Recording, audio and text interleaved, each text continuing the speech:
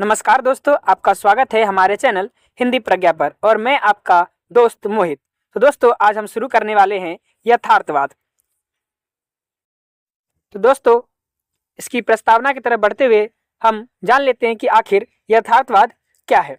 तो दोस्तों, हिंदी में यथार्थवाद अंग्रेजी शब्द रियलिज्म का अनुवाद है। यथार्थ का अर्थ है यथा प्लस अर्थ, अर्थात जैसा है वैसा अर्थ। साहित्यिक दृष्टि से देखें तो इसका पारिभाषिक अर्थ समझने के लिए हमें इतिहास और दर्शन की पृष्ठभूमि को समझना आवश्यक है। यथार्थवाद मूलतः दर्शन का एक सिद्धांत है जिसे बाद में साहित्य और कला में ग्रहण किया गया है। इसे दार्शनिक सिद्धांत के रूप में सर्वप्रथम प्लेटो ने प्रतिष्ठित किया था।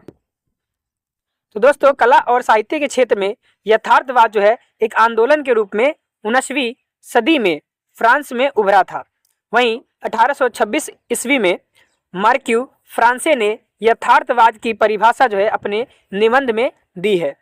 तदुपरांत 1855 में फ्रांस के एक प्रसिद्ध चित्रकार थे कुर्वे ने अपने चित्र में यथातथ्य शैली का व्यवहार किया था तथा अपनी चित्र प्रदर्शनी के प्रवेश द्वार पर यथार्थवाद शब्द को अंकित किया था।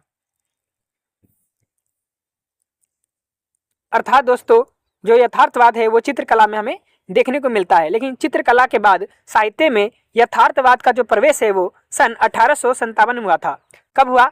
जब फ्रांसीसी उपन्यासकार गुस्ताव फ्लोबेयर का एक प्रसिद्ध उपन्यास मादाम बोबारी, उपन्यास क्या था दोस्तों? मादाम बोबारी प्रकाशित हुआ था और इसे पहला जो है सशक्त यथार्थवादी उपन्यास माना जाता है। इसके बाद गोनकुर बंधुओं का उपन्यास यर्मिनी लांसरता जो कि 1885 में प्रकाशित हुआ था भी यथार्थवादी परंपरा का एक जो है महत्वपूर्ण उदाहरण बना है। तो इस प्रकार दोस्तों 1855 से 1865 के बीच जो है फ्रांस में यथार्थवादी आंदोलन जो है अपने उत्कर्ष पर पहुंच गया था। तो दोस्तों, हम जान लेते हैं कि यथार्थवाद की जो है पृष्ठभूमि क्या थी। दोस्तों, यथार्थवादी विचारधारा के विकास के पीछे दार्शनिक, सामाजिक, आर्थिक, वैज्ञानिक अनेक कारण रहे हैं।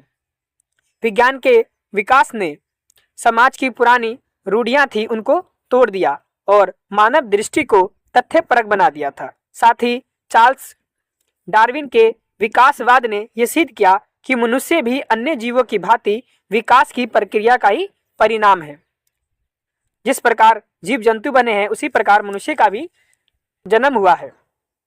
इससे जो धार्मिक और आदर्शवादी मान्यताओं को गहरा आघात पहुंचा, इसने धार्मिक और आदर्शवादी मान्यताओं को झकझोर दिया।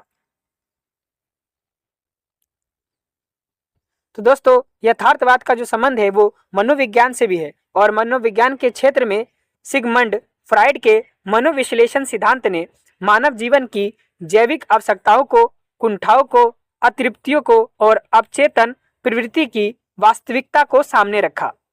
समाजवादी चिंतन के क्षेत्र में कार्ल मार्क्स की विचारधारा ने शोषित पीड़ित वर्गों के जीवन के संघर्ष को साहित्य का प्रमुख विषय बनाया और इन दोनों मतों से साहित्यकार यथार्थवाद की तरफ आकृष्ट हुए। तो दोस्तों, इन सब प्रभावों के कारण 19वीं शताब्दी का यूरोपीय मस्तिष्क आदर्शवादी और रोमानी कल्पनाओं से हटकर जीवन की कठोर वास्तविकताओं की ओर उन्मुख हुआ।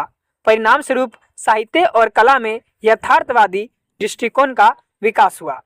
इस पृष्ठभूमि में जॉन लॉक की अनुभववादी विचारधारा का विशेष प्रभाव रहा है और इस दर्शन में प्रत्यक्ष अनुभव को ज्ञान का मूल स्रोत माना गया है।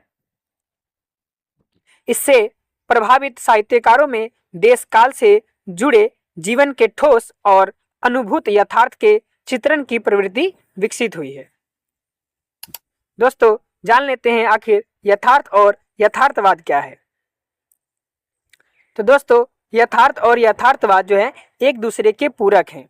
ये एक दूसरे से भिन्न या अलग नहीं है, एक दूसरे के पूरक है। जीवन की सच्ची अनुभूति ही यथार्थ है और जब उस अनुभूति की कलात्मक अभिव्यक्ति जो की जाती है वह यथार्थवाद है और साहित्य में यथार्थवाद का प्रयोग आदर्शवाद और स्वच्छंदतावाद के विरोधी अर्थ में किया जाता है। जो साहित्यकार कल्पना के स्थान पर वास्तविक जीवन और समाज के तथ्यों को अपनी रचनाओं का विषय बनाता है वही यथार्थवादी कहलाता है। तो दोस्तों, पाश्चात्य विद्वानों ने और भारतीय विद्वानों ने यथार्थवाद पर अपने अपने जो है मत प्रकट किए हैं, उसको भी एक बार देखते हैं। दोस्तों, कजामिया यथार्थवाद को एक पद्धति नहीं विचारधारा मानते हैं। वे लिखते हैं, realism in art is not a method but a tendency. वहीं जॉर्ज लुकास के मत में यथार्थवाद जो है लेखक को बिना किसी भय अथवा पक्षपात के अपने चारों ओर के जीवन को यथावत अंकित करना ही यथार्थवाद है। In realism that the author must honestly record without fear और फेवर एवरीथिंग ही सीज अराउंड हिम। फ्लोवेयर वस्तुगत दृष्टिकोण और जीवन के सामान्य पक्षों के महत्वपूर्ण उद्घाटन को यथार्थवाद की प्रमुख विशेषता मानते हैं।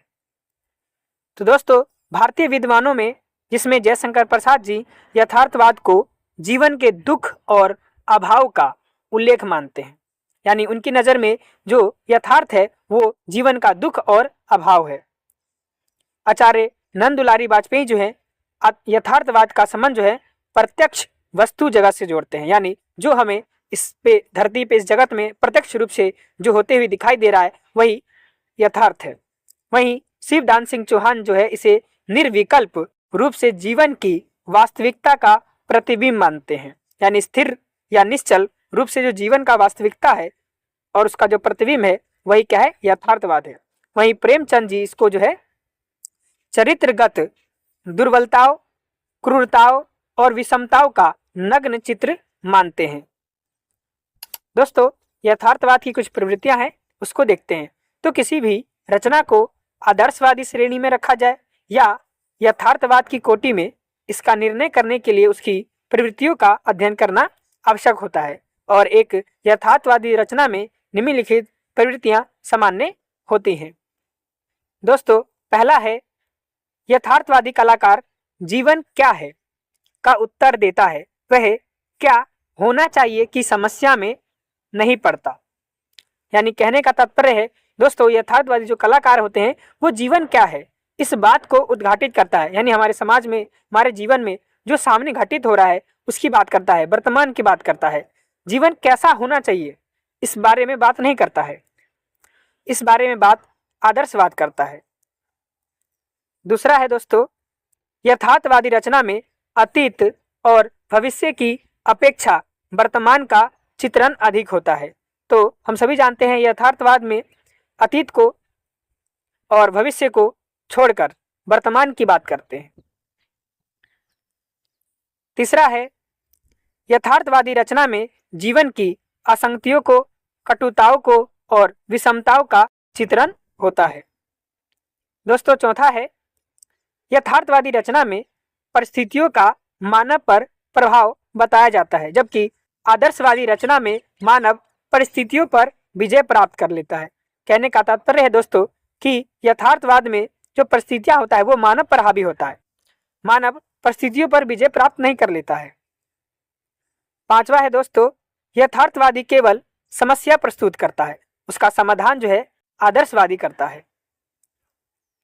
छठा है यथार्थवादी में व्यक्तिकता अधिक होती है, जबकि आदर्शवादी में सामाजिकता।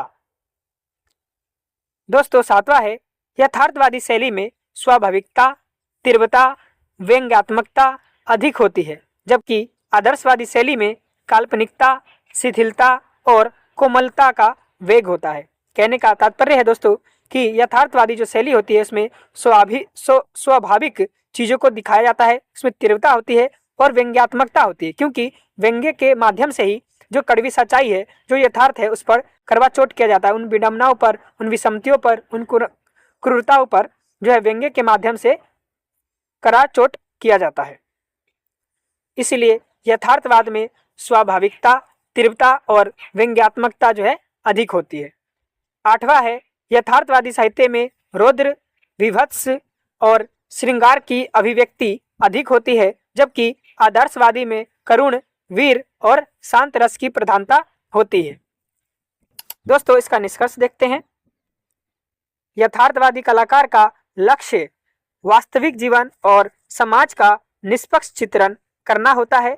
वह असंभव, चमत्कारी और काल्पनिक घटनाओं को समाज से अलग रखकर केवल उसी का चित्र प्रस्तुत करता है जो जीवन में प्रत्यक्ष रूप से घटित हो रहा है। इस अर्थ में वह समाज और जीवन का एक निष्पक्ष फोटोग्राफर होता है।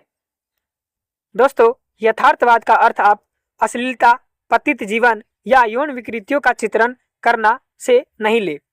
ऐसा करना जो है प्रकृतिवाद की विशेषता है, यानी ये सारी चीजें जो है प्रकृतिवाद में दिखाई जाती है, यथार्थवाद में ऐसा नहीं दिखाया जाता है।